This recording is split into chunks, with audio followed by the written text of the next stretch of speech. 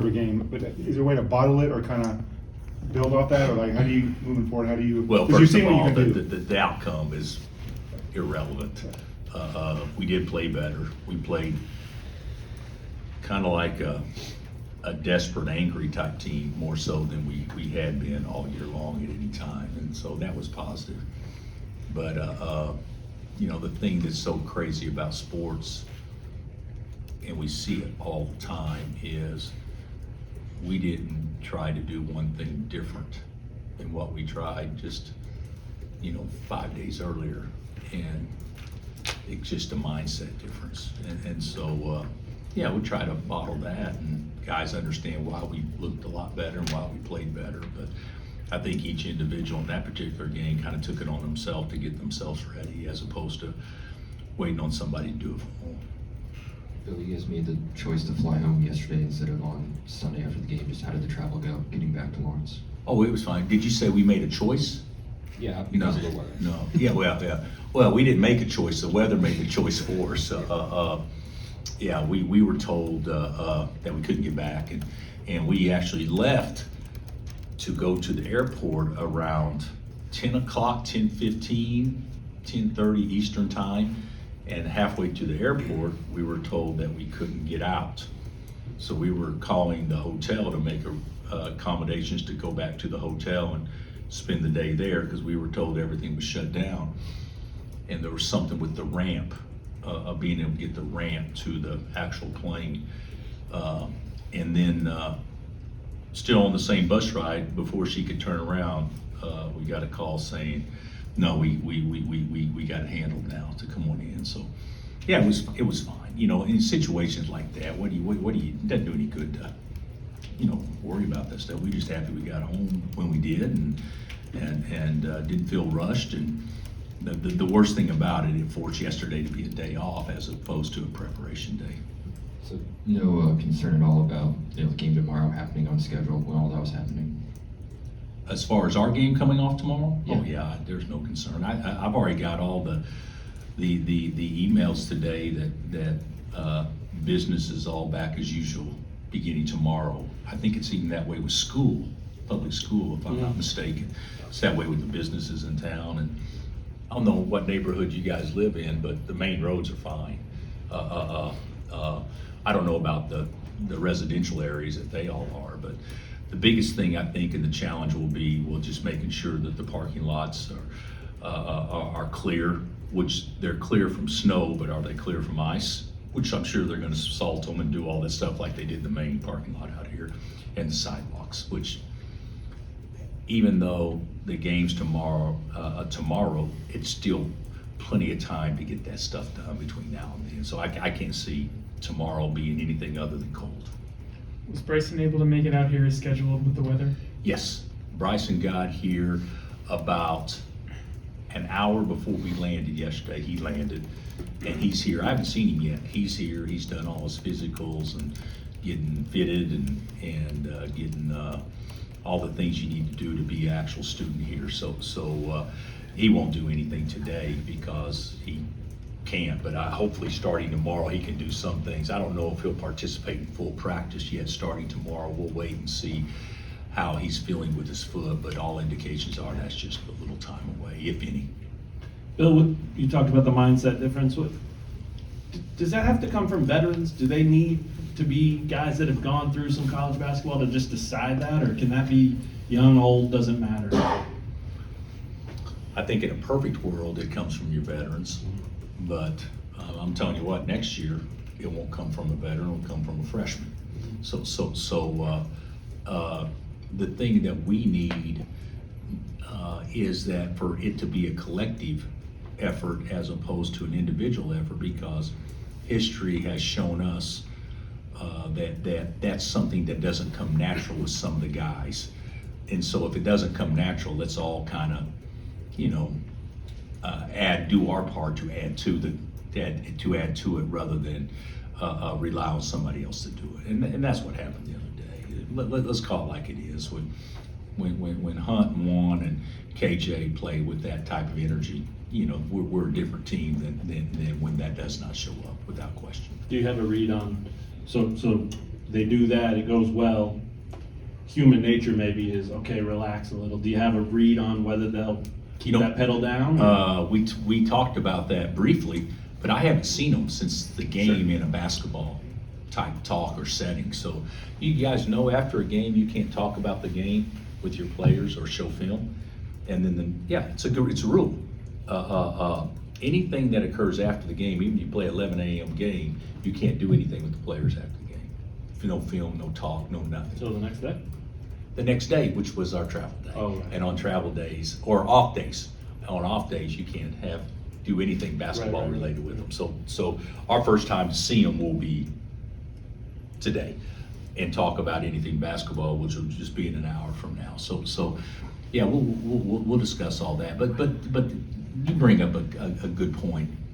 But I think the point is a little bit different. If you really love to play and those sorts of things, you should be motivated and be enthused about that opportunity whenever you're playing in front of a full house at all times. And so I think a lot of it's from within. If you rely on a coach to pep their guys up every game, that may happen in football a little bit more because you only play 10 or 12. In basketball, you can't do that. Can you imagine doing that in a baseball game? I mean, come in a baseball season, you guys got to do their jobs. And granted, there's certain moments where things like that definitely can impact a mindset. But for the most part, that impact should be an addition rather than the reason. And so, I'm hoping it was a valuable lesson learned, but that still remains to be seen. Really quick follow-up on Bryson. I know he had the ankle injury with the OTE. Do you know how much he'll be able to do practice-wise? Well, he'll be able to do some things. I don't know if they're going to turn him fully loose until they get a chance to evaluate him on how he does with some things. But no, we're anticipating him being able to do individuals, some competitive things, but probably not up and down, at least until we're able to evaluate him. And then with Arizona State in a post-game, you said they've got 2 pros. What stands out about the team you guys are going to face tomorrow? Well, they've got they got 7 starters. If you really look at it, the big guy off the bench is a monster. Their tie for leading scorer is coming off the bench. So players 6 and 7 are good, and 8's good too. But 8 doesn't score as many points. But they score easy. They're extremely long, very gifted physically. Their entire team, and they shoot a pretty ridiculous percentage. When 2 guys are shooting 48% from 3, or whatever it is, 46, 48, whatever the number is, that's pretty strong. And they got other guys that can shoot it. They can stretch it from 4 spots and sometimes 5. And acquaintances, you guys will see he looks different than most. He's a youngster that we recruited, and he's a different looking dude. So it'll be a big challenge for us. Big challenge for us. What did the film show on Shaq? I actually thought Shaq was great. I thought everybody played well, but I think he contributed to us being able to guard them the way that we need to guard them.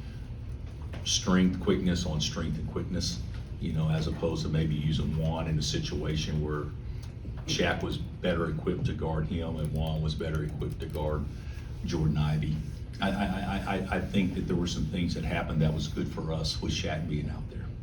Do you envision him opening the game, starting lineup? Yeah, he'll start tomorrow. Yeah, I'm actually envisioning that right now. But you guys worry about that stuff far more than I do. But I guess there's something that could happen that he doesn't. He could twist an ankle or do something, but I certainly anticipate him being out there. You said the team was ticked off. I assume you probably were pretty hard on him with talks last week. Since you played so well, does that make you want to continue to be the mean coach and ride him? Well, first of all, with all due respect, and I know you're very, very efficient, Gary, but I don't really know how you would know exactly how I was with them unless you had some hidden microphones and video cameras. But I don't Well, think. you said do better talks. Yeah, we'll do better talks. I've actually had a lot of those with others, and to be honest, others have had a lot of those with me over the course of time. But do better talks is probably another way that Coach Sutton would say I had to have conversations with them in a way that's probably a little bit more directed and pointed than what most of them are.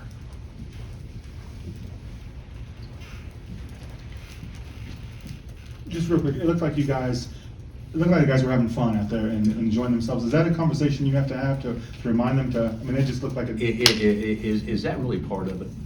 Is telling them to have fun really part of it, or does it come from the general mindset of, hey, why you know, what are we doing?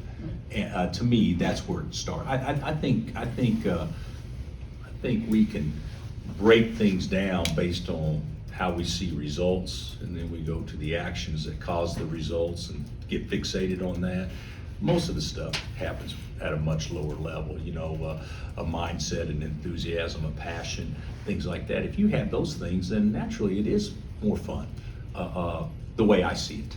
So doesn't mean you're gonna make all your shots or anything like that, but, and if you guys really studied that game the other day, we didn't make our shots until Shaq and Ryland got hot from three. We missed a lot of shots. We just got them back. You know, that was the difference in the game, at least in the first half, wasn't, what did we make, 1-3 and our two best shooters go 1 for 10 from three? That wasn't the difference in the game, was how many extra possessions we stole. And that's a mindset as much as anything else, and then that becomes contagious. Bill, the media, I guess I'm part of that.